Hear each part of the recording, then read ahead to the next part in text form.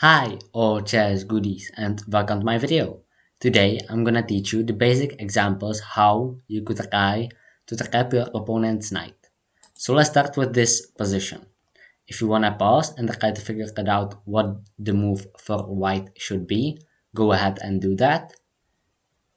And for those who want to see what should be done in this position, just watch. It is bishop to d5.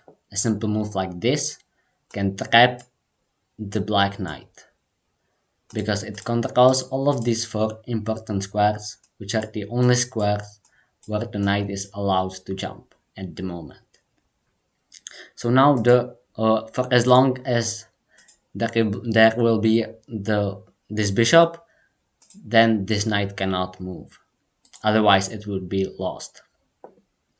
And if black tries to do anything, let's say go up the board, try to get close to knight, you have to keep the opposition and keep the king on the edge of the board. If you would go to e5, then king can go closer to knight or bishop and draw the game. But if you're gonna go up the board to f5 and get closer to this knight, then you're gonna win. And as well as king goes up once again, then just king f6, keeping this king on the edge of the board. And after king h7, then you can go closer to the knight.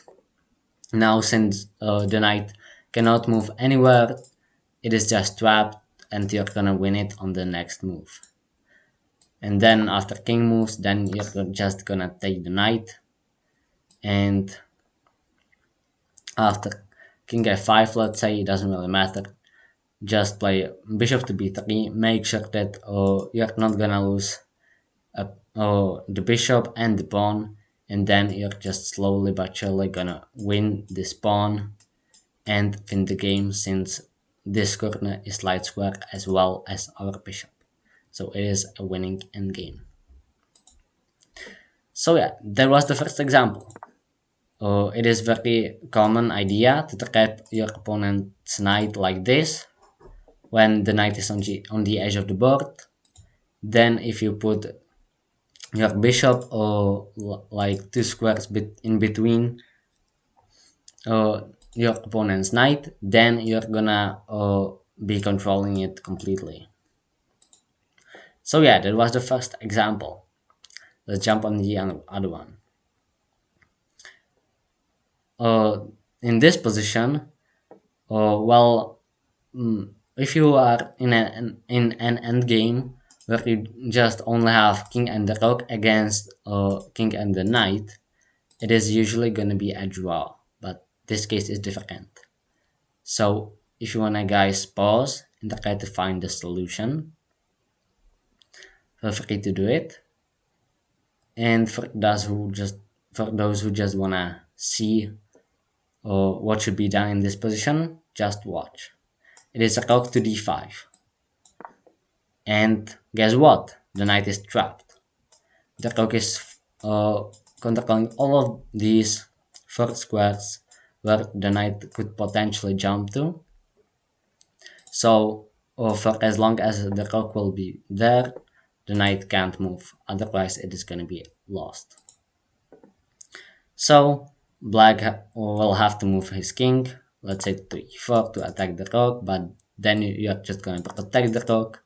And after king f4, just king to d7, king to e3, then we'll go to c7, attack the knight can't move, and if the black would attack the rook, then you can just move it to h5, let's say, keep controlling these two squares, and now you don't necessarily have to control d6 and d8 squares with your rook because it is already defended by your king.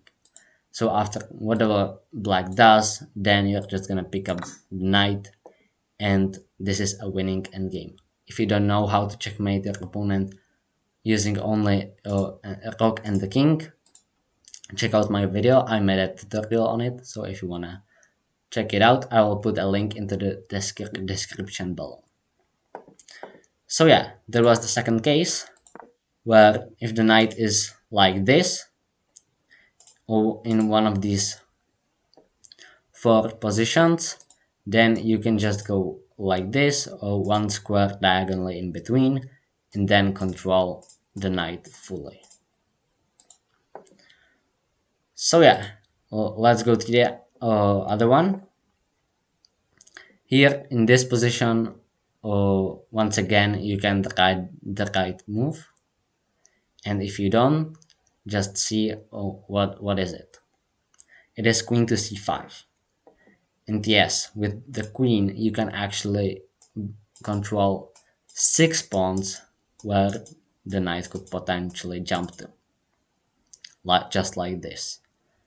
The knight is trapped, it can be protected, and you're just gonna pick up the knight on the next move. So let's say rook a8 attacking this pawn, then you're just gonna take the knight, and after rook takes a2, you're just gonna take on b7 and go into this endgame, which is actually winning for white. Most of the times, if you do have a queen against the rook and one minor piece, it is gonna be winning for white. Of course, you must have at least same amount of pawns. In this case, you're even up a pawn, so it's nice. So yeah, in this case, the queen can just control the knight like all of these 6 squares, which is very nice. So you can use it everywhere on, well, outside of this square, on all of these squares, and also outside. If it's here, then the knight can potentially jump to 8 squares, so it is impossible just for the queen to control the knight. So let's jump on to the last case. This is it. So for the last time, if you wanna pause and try to figure it out the solution, go ahead and do that. And if you wanna see what should be done in this position, just keep watching. So it is pawn to b4, taking away these 2 squares from black's knight, and as this knight has already taken away those 2 squares, then the knight is trapped. Of course, for as long as the pawn will be here and the knight. But like this, the knight cannot move. And after bishop to b6, trying to escape with the knight via d8 square, then you can just play king to e7, add another, protector to these squares, so the knight is just completely trapped there. And after whatever black does, then you're just gonna play bishop to b3, and let's say bishop to, or king to e3, then you're just gonna take the knight and slowly but surely win this game. So yeah, that's the example that also the pawn can nicely help out with trapping the knight by taking away those 2 squares.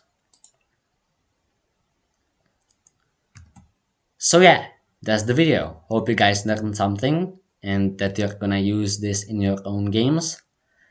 Please check out my other video, like and subscribe, and thanks for watching.